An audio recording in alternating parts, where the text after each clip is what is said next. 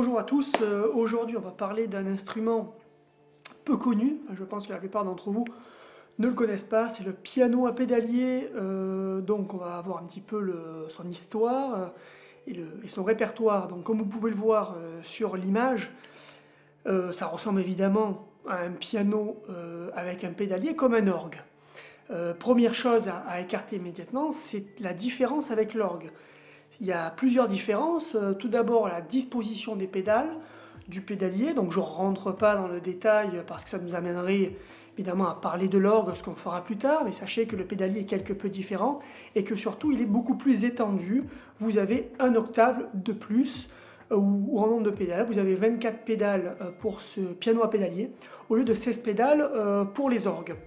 Je précise aussi que ces pédales actionnent les deux cordes les plus graves du piano. Donc ça va permettre de jouer des notes différentes bien sûr, mais toujours dans le plus grave. Donc vous l'avez bien compris, ça jouera le rôle principalement d'accompagnement. Et puis ensuite, dernier point, est-ce qu'un organiste peut jouer facilement de ce piano à pédalier? Alors oui, il a un avantage puisqu'il est habitué à coordonner mains et pieds, mais ça lui demande tout de même une formation particulière. Maintenant qu'on a évacué cette comparaison évidente, on va d'abord se tourner vers les origines.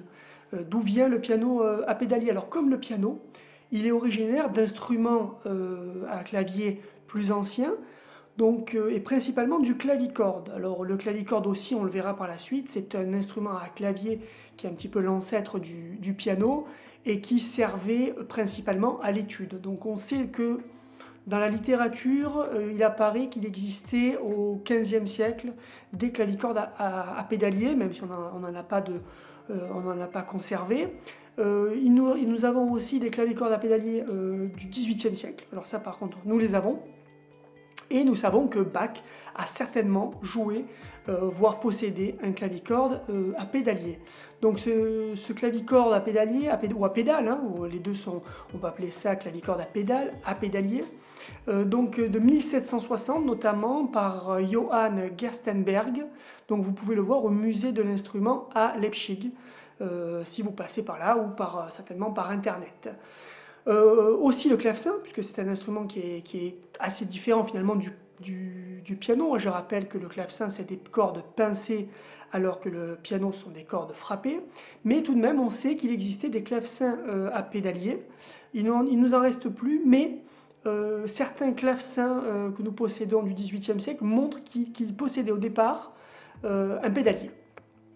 Alors, les choses intéressantes débutent en 1789 avec le premier pianoforte à pédalier. Donc là, on se rapproche, on n'est pas encore sur le piano moderne, mais on commence vraiment à se rapprocher. C'était le facteur qui s'appelait Pontécoulant qu'il avait développé. Il avait 2 octaves au niveau du pédalier. Il semblerait, j'emploie le conditionnel parce que ce n'est pas vérifié, mais que Mozart ait joué un de ses concertos sur piano à pédalier. Alors, apparemment le K466. Pourquoi? Alors ça c'est une autre question. C'est Léopold de Mozart, son père, qui nous rapporte cette anecdote. Enfin, dernier point, y avait-il dès 1789 des œuvres pour pianoforte et à pédalier? Non. À l'époque, ça servait principalement pour s'entraîner comme instrument d'étude de l'orgue. Hein, ça évitait de devoir se déplacer à l'église pour travailler notamment son jeu de pédale, voire pour composer des œuvres pour orgue. Les choses sérieuses pour le piano à pédalier, c'est-à-dire vraiment concret, et pour son répertoire, débutent dans les années 1840. Et c'est une fois de plus Franz Liszt, hein, qui est incontournable pour tout ce qui touche au piano, qui va demander à Pierre Erard, donc le fameux facteur de piano, de concevoir un piano à pédalier. Alors pourquoi? Certainement parce qu'il avait envie peut-être de développer une musique, peut-être c'était pour lui aussi une possibilité d'aller au-delà de ce qu'il avait déjà composé pour piano en termes de densité et d'aspect orchestral. En tout cas, le premier Erard à pédalier date certainement de 1848. Là aussi, vous allez voir, les dates sont assez floues. Alors ça correspond à un intérêt bien sûr pour cet instrument. Dans ces années-là, on va voir plus tard dans le répertoire pour cet instrument que les œuvres commencent à se multiplier à partir des années 1840. Cet instrument va être présenté dès la première exposition universelle qui aura lieu donc à Londres en 1851, mais ça va avoir très peu de succès. La raison en est simple, il n'y aura pas de démonstration. Donc pour les gens, ils voyaient cet objet de curiosité, mais n'avaient aucune idée de l'intérêt particulier, de l'aspect sonore et de ce que pouvait en tirer. Tout ça va changer à l'exposition de 1855, donc la deuxième exposition universelle, et la première qui ait lieu à Paris, puisqu'un modèle de 1853, de Erard, donc je vous montre ici l'image, hein, c'est le même qu'on a vu au début, va être présenté, et cette fois-ci, il va y avoir des démonstrations, alors par deux personnes, d'abord Jacques-Nicolas Alemens, et puis surtout Charles Valentin Alcan, vous allez voir, qui est le personnage central de ce piano, de l'histoire du piano à pédalier, et que vous retrouvez actuellement sur la chaîne via le début de portraits. Par la suite, Charles Valentin Alcan va jouer régulièrement de cet instrument dans les salons d'Erard. Donc c'est comme ça qu'ils vont aussi en faire la promotion. D'ailleurs, l'instrument de 1853 va être donné, ou du moins plutôt confié à Alcan à partir de 1873, et ce jusqu'à sa mort en 1888. Le piano ensuite va être repris par Erard, qui va le conserver jusqu'en 1971, année où il est donné au musée de la musique, où on peut le voir.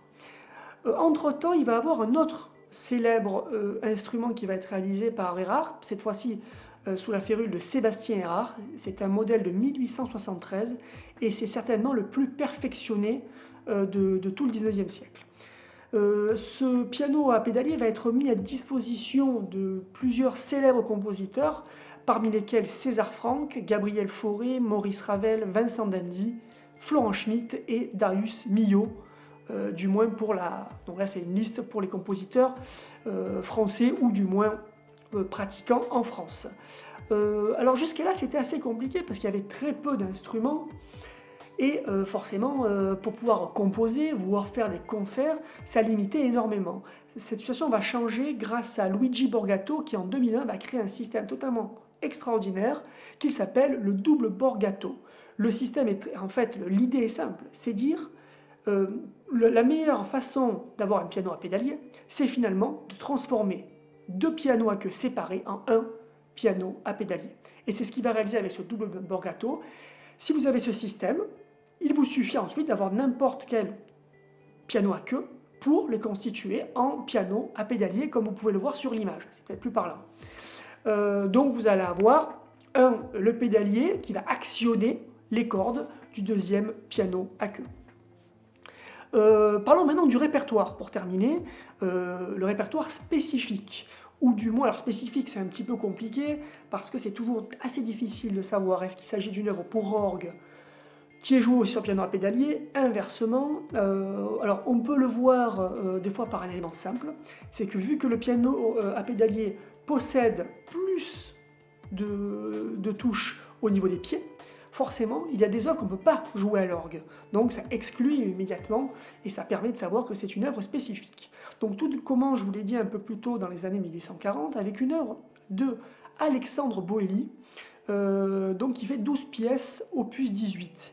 Alors là, c'est assez compliqué puisque la date apparemment serait dans les années 1840, début 1840, ce qui serait avant même la création du premier piano Erard. Donc est-ce que c'est une œuvre pour orgue qui a été ensuite mis ou publié sous l'appellation piano à pédalier car c'était la mode? S'agit-il peut-être d'une erreur de date à quelques années près? Difficile à dire. Puis ensuite, le premier grand compositeur à s'y intéresser, ou très grand compositeur, c'est Robert Schumann, qui en 1845 va composer 3 opus complets, donc avec plusieurs morceaux chacun, pour le piano à pédalier. Donc j'ai entendu, ou plutôt j'ai lu, que Robert Schumann pensait à cette époque-là que l'avenir du piano devait passer par le piano à pédalier. C'est un peu difficile à le croire puisque par la suite il n'a plus composé pour piano à pédalier et qu'il s'est consacré au piano seul. Mais peut-être qu'à un moment donné il y a vu une possibilité et face au manque d'intérêt peut-être des autres compositeurs ou du public il a abandonné. Donc ce sont 3 œuvres opus 56, 58 et 60. Donc on se trouve là vers ce qu'on appelle le Schumann de la maturité. hein, des œuvres de la maturité. Donc tout d'abord, les études en forme de canon. Donc on a ici une écriture plus systématique, avec une impression paradoxale de liberté, qui est due aux entrées en canon. Donc la forme du canon, on la verra dans les vidéos sur les formes et les genres musicaux, évidemment. Mais là, on retrouve une forme très contrapuntique, qui fait penser évidemment à Bach, et qui est idéal quand vous avez un pédalier, puisque ça vous permet de faire de multiplier les voix assez facilement entre les mains et les pieds. Cette œuvre, elle est finalement assez connue parce qu'elle va avoir droit à 2 transcriptions par des compositeurs français. D'abord Debussy qui va en faire une transcription pour 2 pianos, ce qui permet de la jouer assez facilement avec une sonorité qui est proche, hein, très proche finalement. Et puis aussi Bizet, Georges Bizet, qui va faire une transcription pour piano à 4 mains, ce qui est encore plus simple à mettre en œuvre.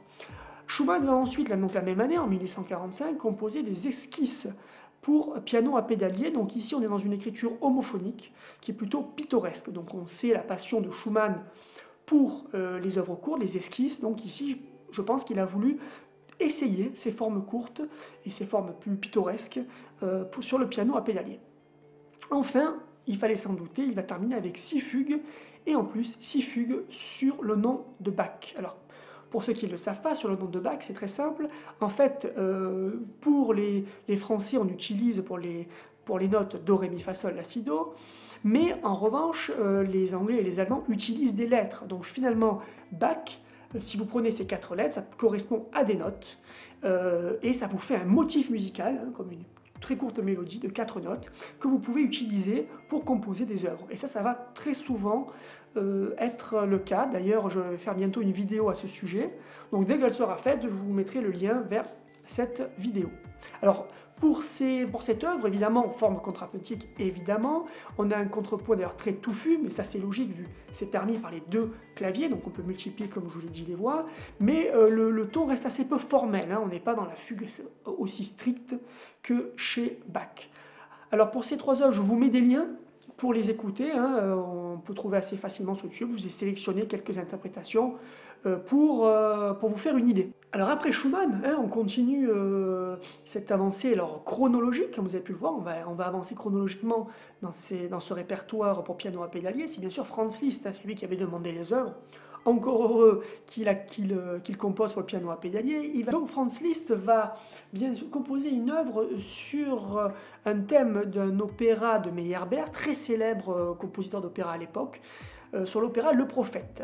Il s'agit d'un fantaisie fugue, on retrouve la fugue, hein, mais c'est vrai que le piano à pédalier se prête particulièrement bien à ce type formel. Donc là je vous mets le titre latin, hein, le titre qu'en a donné Franz Liszt. C'est une œuvre de 1850. Donc là on est sur une œuvre qui est une œuvre originale, basée sur un thème d'opéra. Et elle est souvent comparée d'ailleurs à la sonate en si mineur, par son côté assez sombre, par l'ampleur et par la complexité, évidemment. Franz Liszt va d'ailleurs faire la même année, en 1850, un arrangement pour piano à 4 mains, ce qui permet aussi toujours de pouvoir plus facilement diffuser l'œuvre. Ensuite, après Franz Liszt, cette œuvre, on va passer à Brahms. Alors, il était évident qu'avec Schumann s'intéressant au piano à pédalier, Brahms s'y intéresse, vu l'influence qu'il a eue sur lui. Cette œuvre date de 1857, c'est une toute petite œuvre, un prélude et fugue, qui n'a même pas de numéro d'opus. On retrouve Alkan en 1859 qui va nous faire une nouvelle œuvre. Alors ces œuvres sont en général jouables à l'orgue, la plupart de celles qu'on a vues, à quelques exceptions près. Alors vous avez un Benedictus opus 54, donc en 1859, qui est une œuvre tout simplement extraordinaire. Je vous mets le lien vers une interprétation d'un des plus grands spécialistes du piano à pédalier, Roberto Proceda. Donc je vous recommande vivement, si vous devez écouter une seule œuvre, d'écouter celle-ci. Ça vous permet aussi de vous familiariser avec Alkan. Bon, on reparlera de cette œuvre dans le portrait d'Alkan, bien entendu. Vous pouvez aussi trouver cette œuvre en enregistrement pour 2 pianos. C'est le compositeur ou arrangeur Smale qui en a fait la transcription. Vous avez aussi 11 grands préludes et une transcription du Messie de Handel, opus 66, qui date justement de 1866 par Alcan.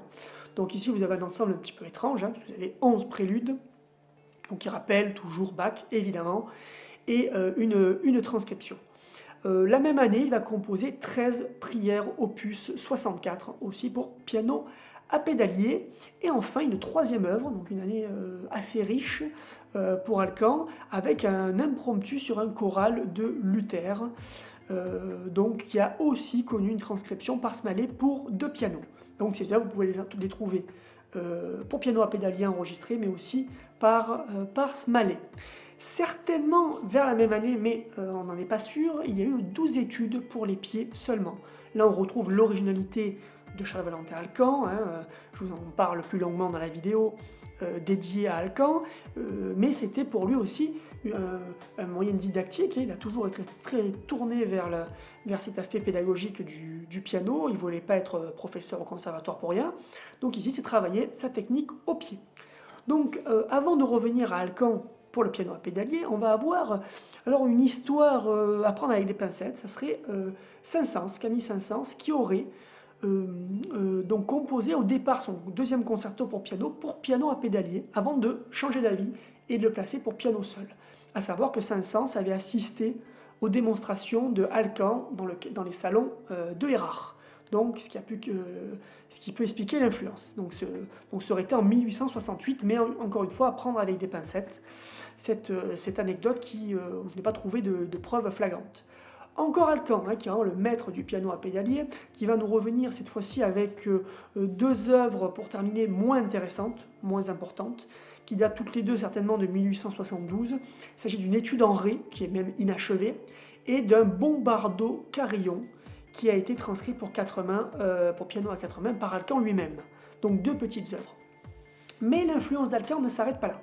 Parmi les spectateurs de ces démonstrations, il va y avoir un compositeur très célèbre, Charles Gounod. Alors Charles Gounod, vous le connaissez certainement plus pour ses opéras, mais toute la fin de sa carrière est consacrée à la musique instrumentale.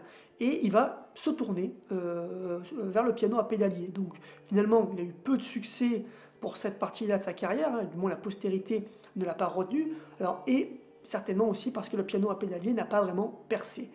Donc il va composer plusieurs œuvres dont la plupart sont trouvables en enregistrement. Donc vous avez d'abord une marche solennelle de 1878, une petite œuvre, mais qui permettait certainement de tester donc la composition sur cet instrument. Et puis ensuite des œuvres concertantes, c'est ça l'originalité. Plusieurs œuvres concertantes que vous pouvez retrouver, on va le voir, dans un album. Elles datent toutes de la période entre 1886 et 1889. Donc vous avez une fantaisie sur l'hymne national russe, vous avez une suite concertante, une danse roumaine et enfin un concerto. Donc toutes ces œuvres pour piano à pédalier et orchestre. Pour l'essentiel, ce sont des très bonnes œuvres. Elles mettent très bien en avant l'utilisation du piano à pédalier, justement, notamment du pédalier lui-même. Donc c'est pour ça que c'est des œuvres, si vous voulez vous intéresser au piano à pédalier, commencez par les études en forme de canon de Schumann, le Benedictus de Alcan et ensuite ces œuvres concertantes de Gounod. Je vous mets un lien, toujours par le même pianiste. 2 petites œuvres pour terminer, chronologiquement, par des compositeurs bien moins connus. D'abord Théodore Salomé, qui a fait 10 pièces pour piano à pédalier en 1890, et Léon Boelmann, qui a fait 12 pièces pour piano à pédalier en 1890 aussi. Des œuvres plus mineures, enfin, du moins des compositeurs moins connus. Pour terminer, je vous fais une petite sélection de CD, si ça vous intéresse d'acquérir ou d'écouter de la musique à piano à pédalier. Donc d'abord, c'est un enregistrement qui est excellent pour écouter les œuvres de Robert Schumann. Donc vous avez toutes ces œuvres réunies, date de 2010. Alors vous allez voir que les CD s'enchaînent, il y a dû avoir une sorte de mode, certainement grâce au double Borgato qui a permis cette diffusion. Ensuite, en 2011, alors un excellent CD d'Olivier Latry, puisqu'il rassemble Boëly, Alcan, Brahms, Liszt, Schumann, donc vous avez vraiment un ensemble, la plupart des compositeurs dont je vous ai parlé. 2012, vous avez Jean Dubé, qui fait aussi un assez bon CD en 2012.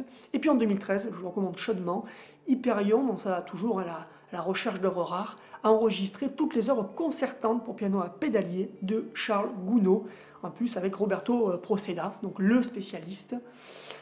Donc vous avez bien sûr sur sa chaîne, je vous ai mis les liens pour écouter, donc c'est bien pour découvrir. Après, si vous voulez vraiment un son de qualité et un travail de précision, je vous recommande plutôt les CD. Donc pour le piano à pédalier, c'est terminé. On en reparlera bien sûr dans le portrait d'Alcan, quand on arrivera à ce moment-là de sa carrière. D'ici là, n'oubliez pas de vous abonner à la chaîne, c'est gratuit, ça vous permet d'avoir toutes les nouvelles et les nouveaux épisodes, les annonces de concerts, les revues de CD. Bien sûr, vous avez aussi dans la description le lien vers la page Facebook pour suivre l'actualité. Pensez à faire des commentaires, hein. Est-ce que vous avez écouté les œuvres? Qu'est-ce que vous en avez pensé?